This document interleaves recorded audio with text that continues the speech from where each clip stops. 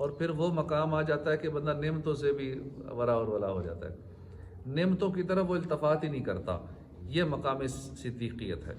اللہ پاک اپنے فضل سے ہمیں شکر کی توفیق عطا فرمائے۔ شکر کرنے سے نعمتیں اور بڑھ جاتی ہیں، اور دنیا کی عظیم نعمت ہے قرآن مجید۔ تو یہ جسے نصیب ہو جائے اسے ہر وقت اس کی حفاظت کرنی چاہیے کہ کہیں بھول نہ جائے۔ ہمیں چاہے ایک صورت یاد ہو، جتنا بھی یاد ہو، کہیں ایسا نہ ہو کہ ہمیں بھول نہ جائے۔ جیسا کہ سیدنا ابو موسیٰ اشعری رضی اللہ عنہ فرماتے ہیں، مکی مدنی حبیب صلی اللہ علیہ وسلم نے فرمایا، قرآن کی نگرانی رکھو، اس کی قسم جس کے قبضہ قدرت میں میری جان ہے کہ قرآن رسی میں بندھے ہوئے اونٹ سے بھی زیادہ بھاگ جانے والا ہے۔ مفتی احمد یار خان نعیمی فرماتے ہیں، قرآن شریف کی نگرانی کرنے سے مراد اس کا دور کرتے رہنا ہے۔ جس نے بھی کچھ قرآن یاد کیا ہے، چاہے پورا قرآن یاد کیا ہے، چاہے چند آیتیں یاد کی ہیں، کوئی ایک سورت، تھوڑا بہت تو سب کو یاد ہوتا ہے، نماز میں زبانی پڑھتے ہیں سارے، تو کچھ نہ کچھ تو یاد ہی ہوتی ہے، اور نہ یاد ہو تو قل هو اللہ تو سب کو یاد ہوتی ہے۔ تو جتنا قرآن یاد ہے کوشش کریں زیادہ مزید بڑھانے کی، لیکن جتنا یاد ہے اس کی نگہبانی اس طرح ہوگی، نگرانی ایسے ہوگی کہ اس کا دور کرتے رہیں، اس کو ریپیٹ کرتے رہیں اور اس کی عادت بنا لیں۔ خصوصاً حافظ صاحبان کے لیے، حفاظ اپنے حفظ کی، قاری صاحبان تجوید کی، علماء علوم قرآنیہ کی تجدید اور تکرار کرتے رہیں، ورنہ بھول جائیں گے۔ دینی علم بھی بھول جاتا ہے۔ اگر کوئی عالم دین بھی بہت کچھ پڑھ کے کتابیں 8 10 20 سال پڑھ کے پھر کسی اور کام میں لگ گیا تو وہ بھول جائے گا جو کچھ اس نے یاد کیا۔ اگر اس کو ریپیٹ نہیں کر رہا، اس کا دور نہیں کر رہا، تکرار نہیں کر رہا، بار بار لوگوں کو سکھا نہیں رہا، تو بھول جائے گا، سارا کچھ ذہن سے نکل جاتا ہے۔ قرآن شریف حفظ کرنے کے باوجود اپنی یاد پر اعتماد نہ کرو، یہ بہت جلد بھول جاتا ہے۔ جیسے شکاری جانور کا وطن جنگل ہے، وہ تمہاری قید میں جب تک ہی رہے گا جب تک اس کی نگرانی رکھو گے۔ جب شکاری جانور کو چھوڑو گے سیدھا جنگل میں چلا جائے گا۔ تو اس لیے اس قرآن کی نگرانی رکھو۔ یوں ہی قرآن کریم کا وطن عالم بالا ہے، وہ تمہارے ذہنوں میں جب تک ہی محفوظ ہے جب تک تم اس کی نگرانی کرتے رہو گے، ورنہ یہ عالم بالا میں چلا جاتا ہے، دماغ سے نکل جاتا ہے، ورنہ یہ چڑیا اس پنجر سے اڑ جائے گی۔ یہ تجربہ بھی ہے کہ بڑے سے بڑا حافظ یا عالم اگر کچھ دن یا کچھ ماہ یا کچھ دن بھی یہ مشغلہ نہ رکھے، دور نہ کرے، ریپیٹ نہ کرے، ریوائز نہ کرے، وہ بھول جاتا ہے۔ پھر جیسے اونٹ اگر ٹھہر جائے تو بڑے فائدہ پہنچاتا ہے، سواری کے کام آتا ہے اونٹ، بار برداری، گوشت، دودھ، نسل، اون وغیرہ سب بھی دیتا ہے۔ ایسے ہی قرآن حکیم اگر ذہن میں ٹھہر جائے تو ایمان، عرفان، رضائے رحمان وغیرہ سب کچھ اسی سے میسر ہوتے ہیں۔ اعلیٰ حضرت فرماتے ہیں نا، جس طرح بندھے ہوئے اونٹ چھوٹنا چاہتے ہیں، اگر ان کی محافظت اور احتیاط نہ کی جائے تو رہا ہو جائیں، اس سے زیادہ قرآن کی کیفیت ہے۔ اگر اسے یاد نہ کرتے رہو گے تمہارے سینوں سے نکل جائے گا۔ بس تمہیں چاہیے کہ ہر وقت اس کا خیال رکھو، یاد کرتے رہو، اس دولت بے نہایت کو ہاتھ سے نہ جانے دو۔ ہم روزانہ جیسے یہ تجوید پڑھتے ہیں، کچھ دن نہ پڑھیں، چھوڑ دیں، ریپیٹ نہ کریں، قرآن پڑھتے ہوئے اس کو ذہن میں نہ لائیں کہ ہم نے یہ بھی پڑھا تھا، فلاں کلیہ ہم نے یہ پڑھا تھا، فلاں قاعدہ ایسے پڑھا تھا، یہ لفظ فلاں جگہ سے نکلتا ہے۔ یہ تصورات چھوڑ دینا، کچھ عرصے بعد بھول ہی جائے گا کہ ہاں کہاں سے نکلتا ہے، بھول ہی جائیں گے کہ حروف حلقی کون سے ہوتے ہیں، حلق کا نچلا ایسا کون سا ہوتا ہے یہ بھی بھول جائے گا، کون سے حروف حلق کے درمیان سے نکلتے ہیں بھول جائے گا، یہ سارا کچھ مدات کیا ہوتی ہیں، پھر سوچ میں پڑ جائیں گے پتہ نہیں مد ہوتی کیا، کہتے کیسے ہیں، پتہ نہیں کتنا کھینچتے ہیں اس کو۔ حروف قلقلہ پتہ نہیں نام کسی نے سنایا تو یاد آ گیا ذہن میں کہ قلقلہ بھی کچھ ہوتا ہے، پتہ نہیں اس میں کیا ہوتا ہے، اگلا کچھ نہیں پتہ۔ حروف لین کون سے ہیں، حروف مدہ کون سے ہیں، سنا تو تھا، پتہ نہیں ذہن سے ہی نکل گئے سارے۔ تو اس کو ریپیٹ نہیں کرتے رہیں گے، بار بار اس کو اپلائی نہیں کریں گے، پڑھتے ہوئے بھی ذہن میں نہیں لائیں گے تو یہ سارا کچھ بھول جائے گا۔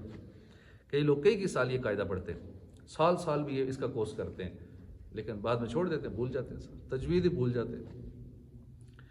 تو بڑی تشویشناک بات ہے کہ جن حفاظ اور حافظات کی شاندار تقریبات ہوتی ہیں ان کی ایک تعداد آگے چل کر قرآن پاک بھلا دیتی ہے۔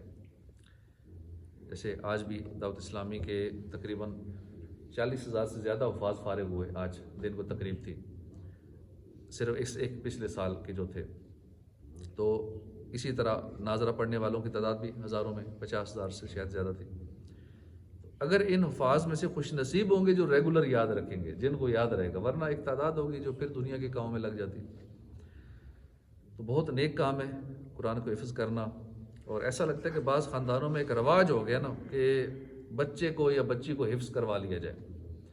اب عموماً علماء کرام بچیوں کو حفظ کرانے سے منع کیوں کرتے ہیں کہ بچیوں نے تراویح نہیں پڑھانی ہوتی.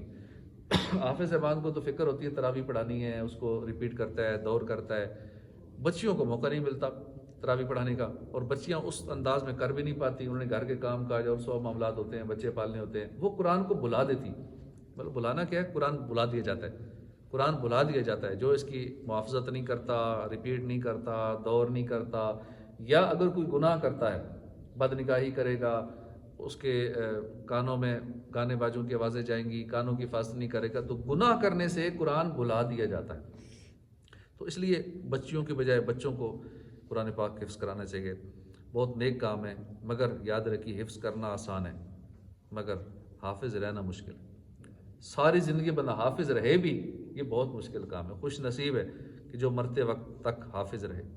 لہٰذا جو بھی اپنی اولاد کو حفظ کروائے اس کی خدمت میں التجا ہے کہ عمر بھر اپنی اولاد، حافظ اولاد پر کڑی نگرانی بھی رکھے، اور تاکید کرے کہ اگر زیادہ نہیں تو کم از کم ایک پارہ روزانہ تلاوت کی جائے، تاکہ اس نے جو قرآن مجید حفظ کیا ہے وہ اس کو یاد رہے. کیونکہ والدین کی وجہ سے اولاد پر کافی اچھے اثرات پڑتے ہیں. سیدنا خواجہ قطب الحق بختیار کاکی کی جس دن 4 سال 4 برس 4 مہینے 4 دن کی ہوئی، تقریب بسم اللہ مقرر ہوئی، لوگ بلائے گئے، خواجہ غریب نواز بھی تشریف فرما ہوئے.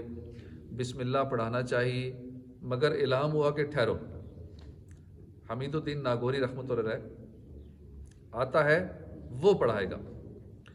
ادھر ناگور میں قاضی حمید الدین صاحب کو الہام ہوا کہ جلد جا میرے ایک بندے کو بسم اللہ پڑھا. قاضی صاحب فوراً تشریف لائے، آپ سے فرمایا صاحبزادے پڑھیے بسم اللہ الرحمن الرحیم. آپ نے پڑھا اعوذ باللہ من الشیطان الرجیم اور 15 پارے سنا دیے. حضرت قاضی صاحب اور خواجہ صاحب نے فرمایا صاحبزادے آگے پڑھیے. فرمایا میں نے اپنی ماں کی پیٹ میں اتنے ہی سنے تھے، بس مجھے اس لیے اتنے ہی یاد. تو اللہ پاک نے قرآن مجید کو اپنے محبوب صلی اللہ علیہ وسلم پر نازل فرمایا تاکہ لوگ اس میں غور کریں، اللہ اور اس کے پیارے رسول کی خوشنودی کے ساتھ ساتھ اس پر عمل کر کے دنیا اور آخرت کو سنواریں. صحابہ کرام بھی قرآن مجید کی تلاوت کے ساتھ ساتھ اس میں غور فرماتے تھے.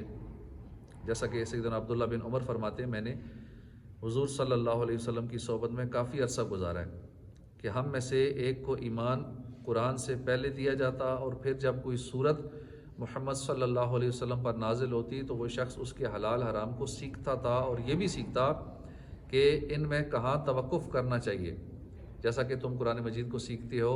اور میں نے ایسے مردوں کو بھی دیکھا جن کو ایمان سے پہلے قرآن دیا گیا، وہ سورہ فاتحہ سے لے کر آخر تک سارا قرآن پڑھ لیتا، لیکن یہ نہیں جانتا کہ قرآن کا حکم کیا ہے اور اس کی وعید کیا ہے، اور نہ وہ یہ جانتا کہ کہاں توقف کرنا مناسب ہے.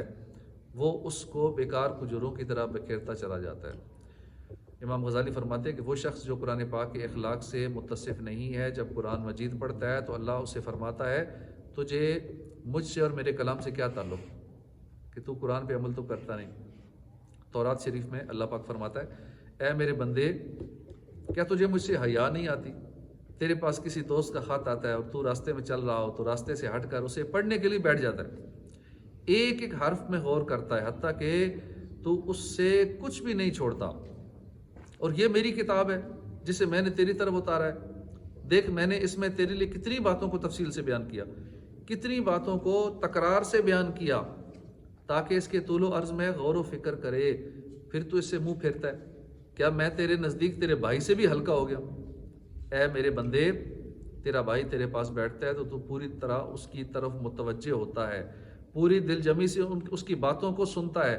اگر کوئی درمیان میں بات کرتا ہے یا تو جو اس کی بات سے بے توجہ کرتا ہے تو اشارے سے اسے روکتا ہے، جبکہ میں تیری طرف متوجہ ہوں اور تجھ سے کلام کرتا ہوں اور تو اپنا دل مجھ سے پھیر لیتا ہے. کیا تو نے مجھے اپنے بھائی سے بھی ہلکا سمجھا رکھا ہے؟ تو آپ نے ملاحظہ فرمایا کہ قرآن مجید میں غور و فکر کرنے کے لیے اللہ بھی انسان کو حکم فرماتا ہے تاکہ کسی طرح اس کی مقدس کتاب میں غور و فکر کرے. لیکن اس کے باوجود کچھ حفاظ کرام قرآن مجید کی تلاوت کرتے ہیں لیکن اس میں غور و فکر نہ کرنے کی وجہ سے قرآن مجید کے فضائل و برکات حاصل کرنے کی بجائے جن چیزوں کا ذکر گناہ گاروں کے لیے کیا گیا وہ خود اس میں مبتلا ہو کر عذاب کے مستحق بن جاتے ہیں، لیکن ان کو معلوم نہیں ہوتا کہ ہمارے ساتھ یہ کیا معاملہ ہو رہا ہے۔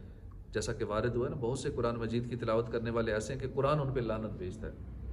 تو ہمیں قرآن سے محبت ہونی چاہیے، پھر قرآن کو صحیح پڑھنا چاہیے، درست مخارج کے ساتھ پڑھنا چاہیے، ہو سکے تو قرآن کو پھر حفظ بھی کرنا چاہیے، جتنا ہو سکے یاد کریں، جتنا یاد ہو چکا ہے اس کو بار بار ریوائز کریں، تو انشاءاللہ یہ قرآن ہماری بخشش کروا دے گا، ہماری شفاعت کروانے کے لیے کافی ہوگا۔ اور جتنی زیادہ اپنے بچوں کو بھی قرآن کی محبت دیں گے، قرآن کا ادب سکھائیں گے، قرآن تجوید کے ساتھ سکھائیں گے، تو انشاءاللہ یہ ہمیں دنیا میں بھی فائدہ دے گا، آخرت میں بھی فائدہ دے گا انشاءاللہ۔ قرآن پاک تجوید سے ہم سیکھنے کی کوشش کرتے ہیں اس وقت۔ مدنی قاعدے کا آخری سبق شروع سے تھوڑا سا دہرا لیتے ہیں کہ ہم نے پہلے سبق میں پڑھا تھا حروف مفردات کے بارے میں، اس کو نئے سرے سے